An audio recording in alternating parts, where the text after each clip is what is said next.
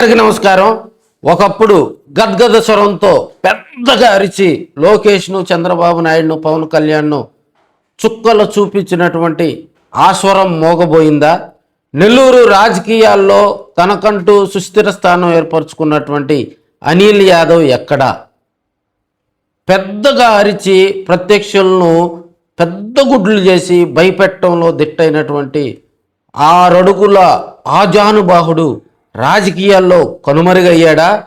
నెల్లూరు రాజకీయాల్లో 2 సార్లు ఎమ్మెల్యేగా గెలిచి చిన్న వయసులోనే మంత్రి అయ్యి జగన్మోహన్ రెడ్డి గారిని ఎవరు ఏ మాట అన్నా కూడా తాను బాడీగార్డ్ లాగా ముందుకొచ్చి వారిపై విమర్శలు చేయటం, వ్యక్తిగత విమర్శలు చేయటం, మరి గతంలో నెల్లూరు రాజకీయాల వేదికగా కూడా అనిల్ యాదవ్ శాసించాడని కూడా మనం చెప్పుకోవచ్చు. ఒకప్పుడు ఆంధ్రప్రదేశ్ రాష్ట్ర రాజకీయాలను మంత్రి హోదాలో శాసించినటువంటి అనిల్ యాదవ్ ప్రస్తుతం కనుమరుగవటం రాజకీయంగా కూడా చర్చ నడుస్తూ ఉంది. ఒకప్పుడు ఫైర్ బ్రాండ్గా ఉన్నటువంటి అనిల్ కుమార్ యాదవ్ను పక్కన పెట్టడం వెనక కారణాలు, మరి ఆయన ఇప్పటి వరకు ఏ అసెంబ్లీ వైపు కూడా చూడకపోవటం, అసెంబ్లీ సీటు తనకు కేటాయించాలని, ఇన్ఛార్జి పదవి కేటాయించాలని జగన్మోహన్ రెడ్డికి అనేక సార్లు మొరపెట్టుకున్న పట్టి పట్టినట్లు వ్యవహరించడం రాజకీయంగా కూడా చర్చ నడుస్తుందని మనం చెప్పుకోవచ్చు.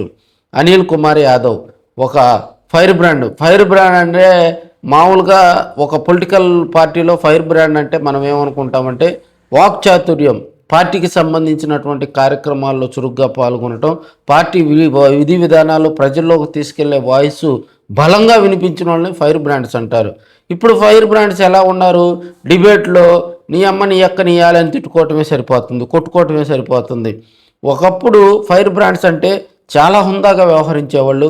ఇప్పుడు ఫైర్ బ్రాండ్స్ అంతా కూడా తిట్టుకోవటం, భూత పురాణంతో కొనసాగుతూ ఉంది.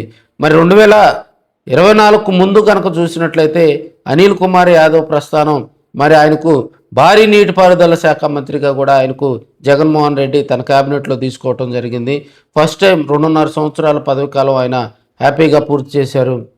అయితే పొడిగిస్తారనుకున్నారు, అనివార్య కారణాల వల్ల కూడా 2.5 సంవత్సరం తర్వాత ఆయనకు ఆ మంత్రి పదవి మరి త్యాగం చేయాల్సి వచ్చిందని కూడా మనం చేసుకోవచ్చు. నీటిపారుదల శాఖ మంత్రిగా ఉన్నప్పుడు ఆయన ఆ ప్రాజెక్టులపై మరి ఎప్పుడు కూడా ప్రాజెక్టుల పురోగతి సమీక్షించకుండా జగన్ జపం చేశాడు. మరి ఎక్కడైతే జగన్ వైపు ఎవరైతే తిడతారో వారి మీద ప్రత్యక్షంగా పరోక్షంగా విమర్శలు చేస్తూ తనకంటూ ఫైర్ బ్రాండ్గా ఎదిగినటువంటి అనిల్ కుమార్కు రాబోయే రోజుల్లో రాజకీయ భవిష్యత్తు ఉందా లేదా అనేది అర్థం కాని సమస్య.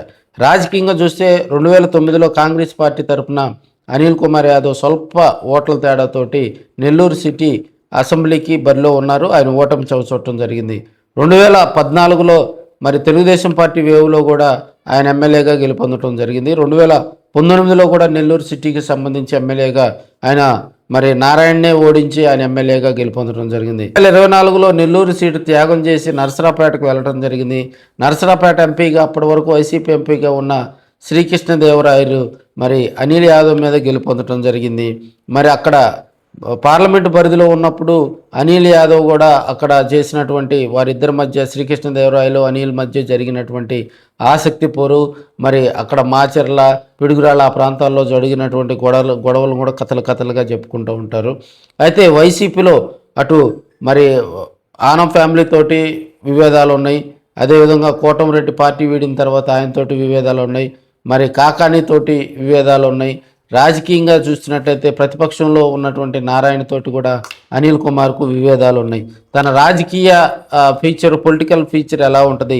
గతంలో చూసినట్లయితే అనిల్ కుమార్ యాదవ్కు 2024 ముందు ఒక ఉజ్వల భవిష్యత్తు ఉంది. 2024 తర్వాత మరి ఆయన రాజకీయంగా మరి ముందుకు సాగాలంటే జగన్మోహన్ రెడ్డి గారి అండదండలు కావాలి. ఇప్పుడున్న పరిస్థితిలో అలాంటి లీడర్కు జగన్మోహన్ రెడ్డి సపోర్ట్ చేస్తారా?